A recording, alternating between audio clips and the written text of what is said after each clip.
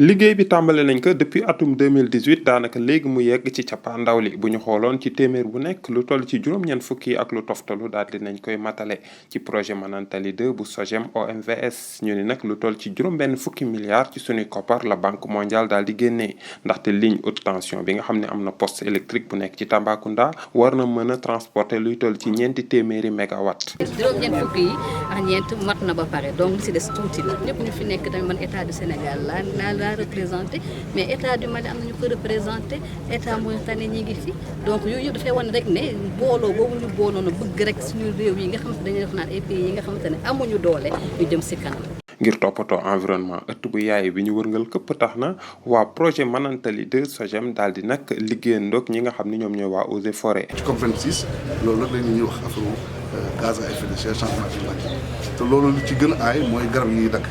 projet bi nag dafa dagg ay garab yooyu il faut ñu remplacer la loolu moo taxoon ñu defoon benn programme boo xam ne programme bu takku la pour garab yi ñu dagg yëpp ñu reboiser 2 fois. plan lu toll si ñaari millions plan loolu tey su nekkoon amuñ ku ñu jàppale duñ ko mun su loolu weesoo am na ay oto yoo xamante ne dañuy xeex ndaay